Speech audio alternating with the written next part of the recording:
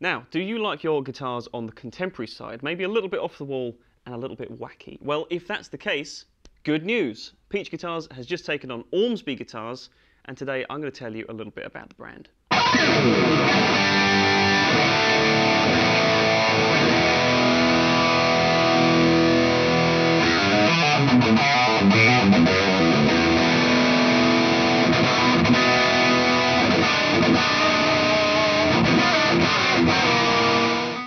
Alright folks, Jack here from Peach Guitars, and today I think it's safe to say I'm well out of my comfort zone. I don't know if many of our regular viewers will also feel the same way, but if you're here because you know about the brand and you're new to the channel, then first of all, welcome, and I'm sure I don't need to tell you anything about this brand because I think that this is one of those companies that already has a huge legion of followers. They're certainly very popular on the more contemporary side of the guitar market, and so that's kind of why we decided to take the plunge and to take the brand on. I personally kind of know a little bit about the brand. I remember seeing these guitars a few years ago, and I know a few players that really like them. I know that they're really into this brand and this style of guitar. It's never really personally been my thing, but I'm always willing to look into new things and to try some things out and just see whether it ticks the boxes for me as a guitar player. So if you're new to this kind of style of instrument, then obviously it looks a little bit different, to say the least, to most other things that we sell here at Peach Guitars or have done in the past. But it's always quite fresh to try out some new ideas like this, and just sit down and spend a bit of time with guitars like this really does kind of challenge your perceptions a little bit. If you are into more of the classic form of the Gibsons and Fenders of the world, then sitting down with a guitar like this is either going to very quickly enthrall you or it's going to turn you away. So I think if you're on the side of being enthralled, you know, stick around and let's see what we can get out of this brand.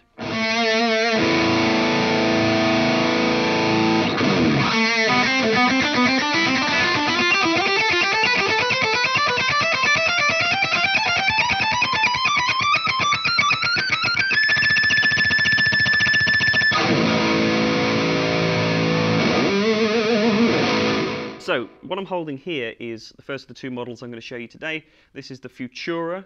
This is the 6-string variant. There's also a 7-string down there to my side.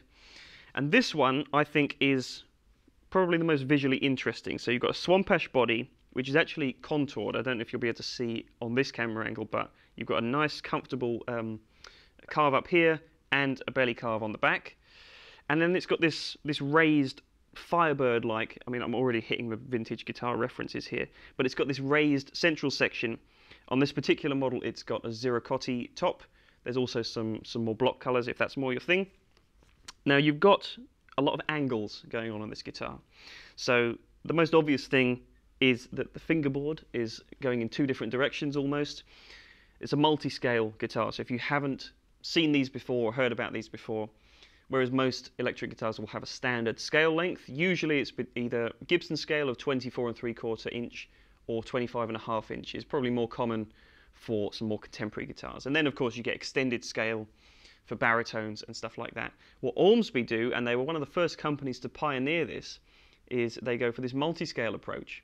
So actually you have 25.5 inch standard scale on the treble side, and on this particular guitar, the 6-string, you've got a 27.5 inch scale on the bass string side.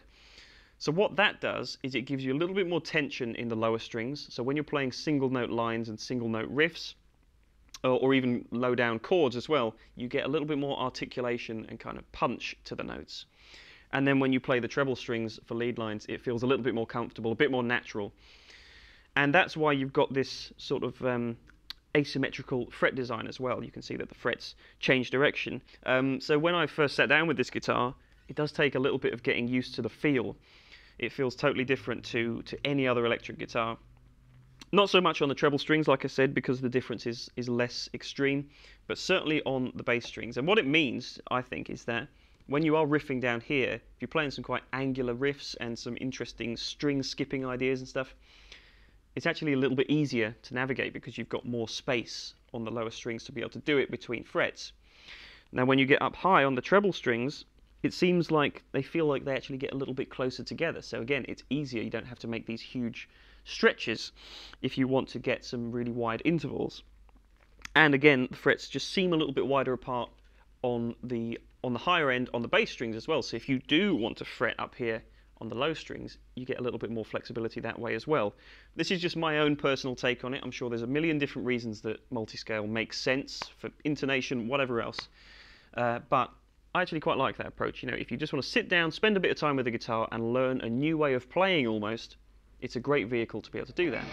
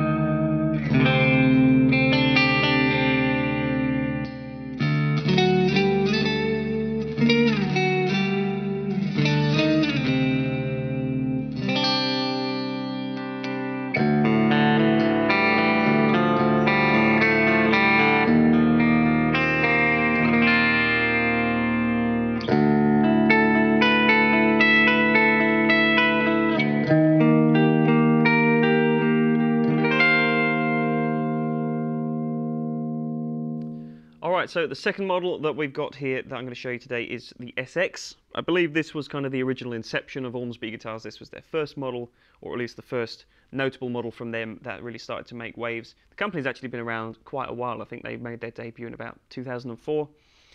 And like I said, they were really one of the first to kind of have these unique new visions of what an electric guitar could do.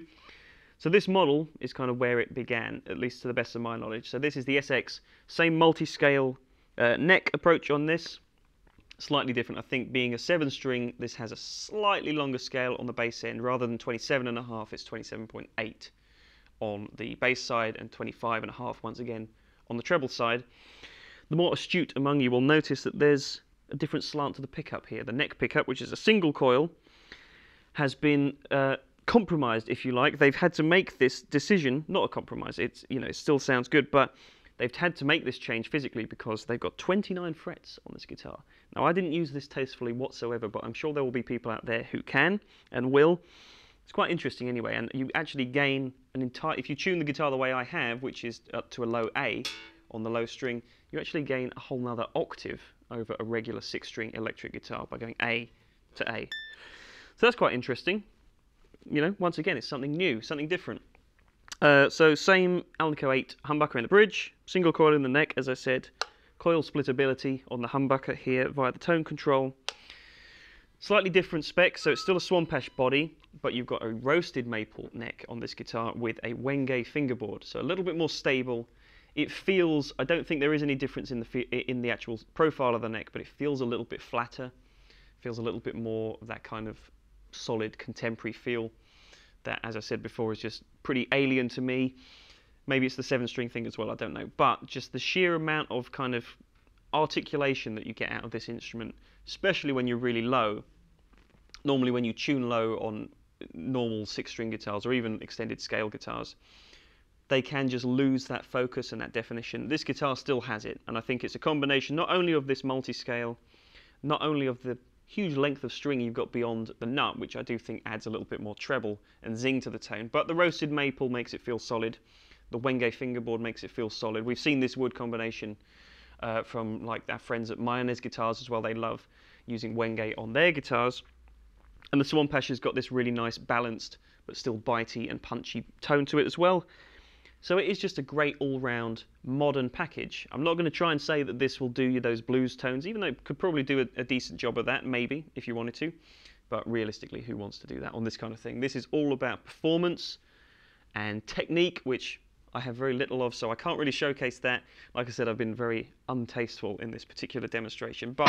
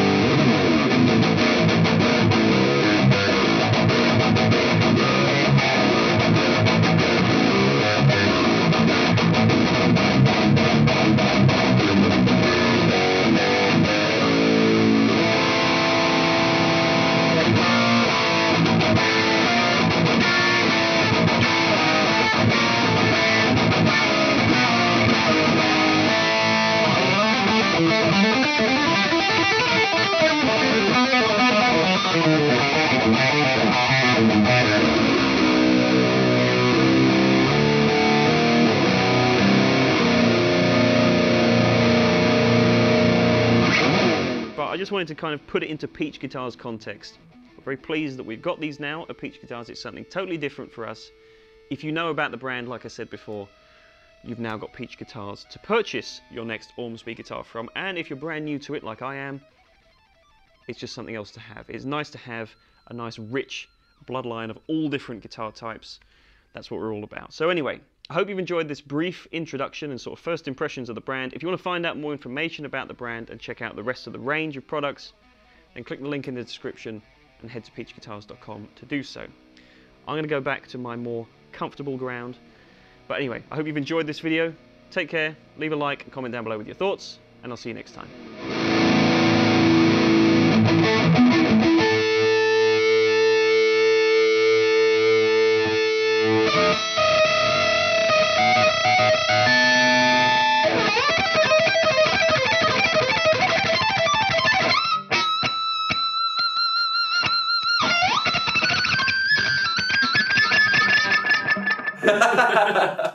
What?